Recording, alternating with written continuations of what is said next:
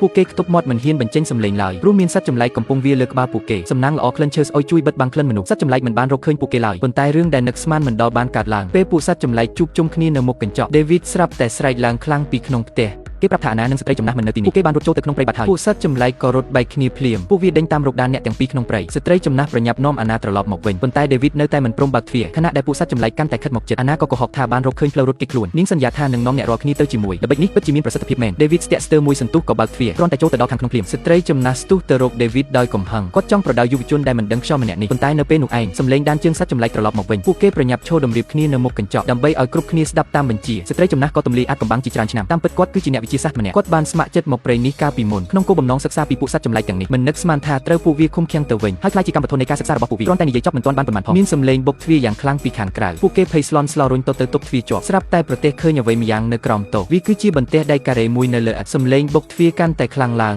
សត្វចម្លែកអាចនឹងទម្លាយចូលគ្រប់ពេល David ប្រញាប់យកធុងដែកមកប្រើជាឧបករណ៍គេវាបំបែកបន្ទះដែកនោះយ៉ាងខ្លាំងសំណាងល្អបន្ទះដែកនោះមិនក្រាស់ពេកទេវាក៏បានវិចេញជារូបរាងផ្សេងនារីសក់រួញក៏ស្ទុះទៅជួយភ្លាមនៅពេលដែលបន្ទះដែកត្រូវបានរបាក់ឡើងច្រកចូលផ្លូវក្រោមដីសម្ងាត់ក៏លេចចេញមក David ប្រញាប់បង្វិលសោបើកច្រកចេញបើកទ្វារដែកនៃផ្លូវក្រោមដីបានសម្រេចគ្រប់គ្នាប្រញាប់លុបចូលទៅក្នុងនោះទាំងអស់ខណៈពេលដែលស្ត្រីចំណាស់ចូលទៅចុងក្រោយទ្វារផ្ទះសុវត្ថិភាពត្រូវបានបុកទម្លាយសំណាងល្អគាត់មានប្រតិកម្មរហ័សក៏ប្រញាប់បិទទ្វារដែកវិញទាន់ពេលបន្ទាប់ពីចូលមកដល់ក្នុងផ្លូវក្រោមដីទស្សនវិជ្ជានៅចំពោះមុខធ្វើឲ្យគ្រប់គ្នាភ្ញាក់ផ្អើលទីនេះគឺជាជម្រកដ៏សម្ងាត់បំផុតមួយនៅលើធ្នើមានអាហារបម្រុងយ៉ាងច្រើនព្រមទាំងមានឧបករណ៍ប្រើប្រាស់សពគ្រប់ច្បាស់ណាស់ថាធ្លាប់មានមនុស្សរស់នៅទីនេះអ្វីដែលកាន់តែគួរឲ្យភ្ញាក់ផ្អើលនោះគឺនៅកាច់ជ្រុងមានកុំព្យូទ័រចាស់មួយគ្រឿងអាណាសាកល្បងចុចកណ្ដុតបញ្ជីវាមិននឹកស្មានថាកុំព្យូទ័រនៅតែអាចប្រើបានទោះបីជាមិនមានប្រព័ន្ធអ៊ីនធឺណិតក៏ដោយប៉ុន្តែមានវីដេអូខ្លីរាប់រយក្នុងនោះនាងបើកមើលវីដេអូទាំងនោះដោយក្តីបារម្ភក្នុងវីដេអូមានវត្តមានសាស្ត្រាចារ្យម្នាក់គាត់គឺជាអ្នកសាងសង់ផ្ទះសុវត្ថិភាពនេះវីដេអូនោះគាត់ត្រាពីការសិក្សាសត្វចម្លែកដំបូងឡើយគាត់ត្រឹមតែលួចមើលពីក្នុងផ្ទះប៉ុន្តែក្រោយមកគាត់បានដឹងថាពួកសត្វចម្លែកតែងមកក្បែរផ្ទះរាល់យប់ពួកវាព្យាយាមរៀនធ្វើតាមកាយវិការមនុស្សហាក់ដូចជាចង់ចូលក្នុងសង្គមមនុស្សណាស់ដើម្បីអាចសិក្សាកាន់តែស៊ីជម្រៅកាន់តែសាស្ត្រាចារ្យកាន់តែឈ្មោះពំពេញខ្លាំងឡើងគាត់បានបោកបញ្ឆោតអ្នកភូមិឲ្យមកទីនេះដើម្បីយកពួកគេធ្វើជាចំណីឲ្យសត្វចម្លែកចុងក្រោយគាត់ចាប់បានសត្វចម្លែកមួយក្បាលហើយបានឃុំវាទុកនៅក្នុងបន្ទប់ក្រោមដីគ្រប់គ្នាដែលបានមើលឃើញទស្សនវិជ្ជានេះសុទ្ធតែភ័យខ្លាចមិនហ៊ានមើលបន្តទៀតឡើយពួកគេក៏បាននាំគ្នាដើរចេញពីទីនោះប៉ុន្តែអាណានៅតែចេះមើលវីដេអូចុងក្រោយមិននឹកស្មានថានៅក្នុងវីដេអូនោះមានប្រាប់ពីវិធីរត់ចេញពីព្រៃដ៏ចម្លែកនេះតាមពិតសាស្ត្រាចារ្យបានរៀបចំផ្លូវរួចជាស្រេចគាត់បានលាក់ទូកតូចមួយនៅមាត់ទន្លេលេខ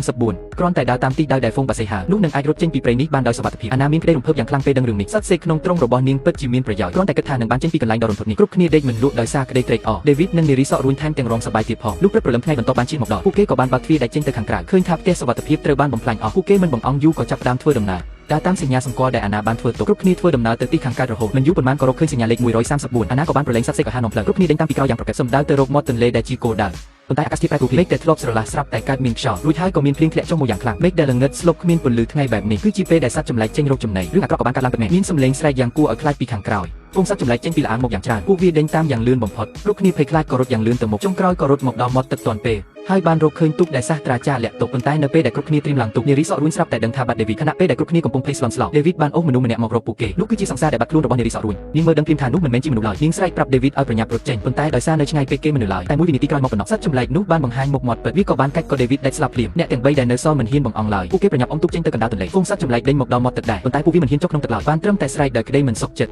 តលុះព្រឹកឡើងពេលថ្ងៃដែលយ៉ាងស្រស់បំព្រងទូកតូចក៏បានអណ្ដែតមកដល់ត្រើយម្ខាងនៅចំពោះមុខគឺវាលស្រែដ៏មានសេចក្តីសុខពួកគេពិតជាបានចេញពីព្រៃរន្ធត់នោះមែនប៉ុន្តែអាណានៅតែមានចិត្តមិនអស់អាឡ័យនាងព្យាយាមស្វែងរកការពិតបន្ថែមទៀតចុងក្រោយនាងរកឃើញការិយាល័យរបស់សាស្ត្រាចារ្យតាមរយៈរូបថតចាស់នៅលើទូនោះនាងបានរកឃើញការពិតដ៏គួរឲ្យរន្ធត់បំផុតនាងក៏ប្រញាប់យកវាទៅប្រាប់នារីសក់រួញរូបថតប្រពន្ធរបស់សាស្ត្រាចារ្យកាលពីមុនមានមុខមាត់ដូចស្ត្រីចំណាស់នោះបេះបិទប៉ុន្តែយោងតាមឯកសារដែលបានបញ្ជាក់ស្ត្រីម្នាក់នេះបានស្លាប់ជាច្រើនឆ្នាំមកហើយអាណាក៏បានដាក់ការសង្ស័យមួយយ៉ាងខ្លាំងស្ត្រីចំណាស់នោះប្រហែលមិនមែនជាមនុស្សទេគឺជាលទ្ធផលនៃការបង្កាត់ពូជសត្វចម្លែកដែលសាស្ត្រាចារ្យបានធ្វើឡើងកាលពីមុនទោះបីជាការសង្ស័យនេះមើលទៅហាក់មិនទំនងតែវាស្របនឹងភាពមិនប្រក្រតីក្នុងព្រៃកន្លងមកគាត់យល់ច្បាស់ពីទម្លាប់សត្វចម្លែកហើយថែមទាំងអាចដើរក្រោមពន្លឺថ្ងៃបានទៀតរឿងរ៉ាវទាំងអស់ហាក់ដូចជាមានចម្លើយហើយ